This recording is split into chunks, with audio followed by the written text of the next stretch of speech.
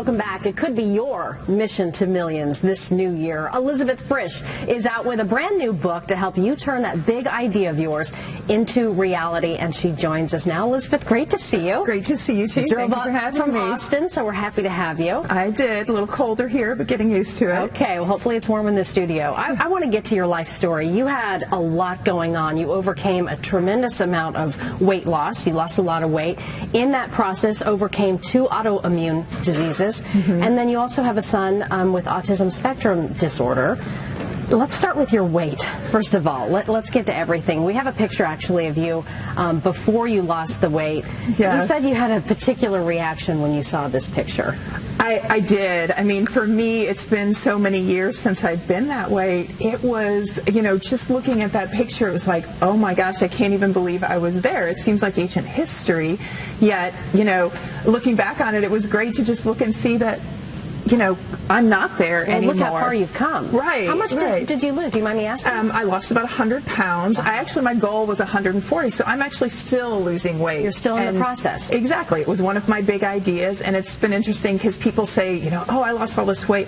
It's a 10-year process for me, man. I started in 2004, right? Well, you think about it. It takes so long to put all that weight on. It does. You can't expect to lose it overnight. Exactly. And then was it during that process that you ended up beating the 2 autoimmune diseases? How did that factor in? Yeah, so after the birth of my second child, the negative diagnoses both on me and my son were rolling in, and it's one of those things where you're sitting here going, I have this successful career, I have this perception that my life is in control, I have all this stuff going on, and I'm being told I'm going to be 300 pounds the rest of my life, and my son's not going to be functional, and all this other things. And what I was able to do, and it was literally a life-changing moment, I was at the park with my son, he took off at a run, and I was too fat to catch him, and he was going for a car literally almost, hit him. Thank God they stopped, right?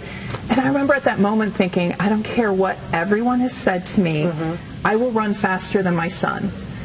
Because at that moment, it didn't matter what was happening with my career or anything else. All I could see was that child. Yeah. And that was really a turning point for me in both my business, and I started launching my first company. Well, let's talk about your business. You've overcome all of this stuff, and now you're the CEO of your own company. Tell us a little bit about it. Yeah, so I have the best job in the world, right? I get to work with from one-person startups to global multinational corporations. Say, you want to make something happen in your organization, let's do it. And so, making dreams come true. I know we had the guest earlier, he does startups, and he makes people's dreams come true around restaurants. So exactly. It's a great, fun job, and I have great people and great companies, and it's really the most rewarding thing. And again, I use, everything I teach in practices is how you get the business going. You say leaders are made, they're not born. I want to get to some of your tips, and as you mentioned, Tim Love was talking about this earlier. Right. It's that time of year where everyone wants to make those resolutions. What do you think it is that really empowers people, taking that risk, believing in yourself? What do we need to do? It's easy to say believe in yourself, but when you're feeling really bad about yourself, that doesn't feel so good. It's almost like that positive self-talk we tell people just saying that. But really what it takes is, I say everything is 10,000 steps with an idea. You cannot believe in yourself, but if you stay in action, if you keep your brain going and each day take 5 minutes towards a big idea, anything you want to do, that actually makes more. And the belief comes as you grow in faith and confidence in yourself that you can do it. And anyone, you say, can do this? Anyone. Leaders are made, not born. That's one of the precepts of the organization. I have worked with, a plant operator in a refinery who helped turn his company around to be one of the top 10 environmental leaders in the world. I love your book because it breaks it down into these 8 practices to help really anyone become a master at their idea, get it out of our head, and make it a reality. Tell us about these 8 things. So one of the things we're taught from birth is that we actually kill our ideas. 99% of them never even make it out of our heads. So what I did with the practice is turn that triangle around, and I said, okay, what would it take to actually make sure every idea comes out of your head?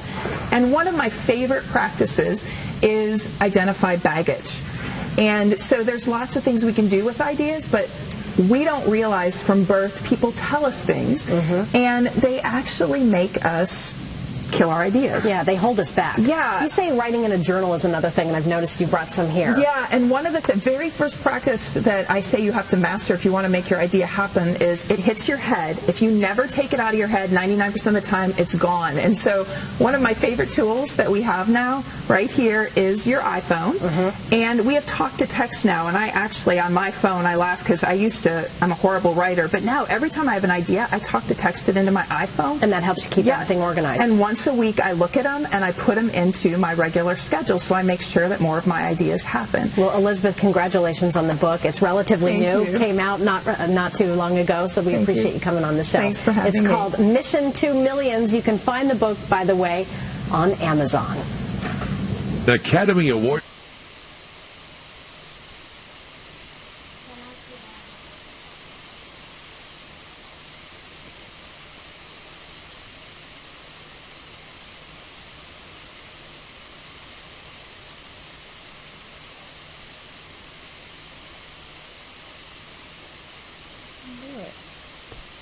Darn it.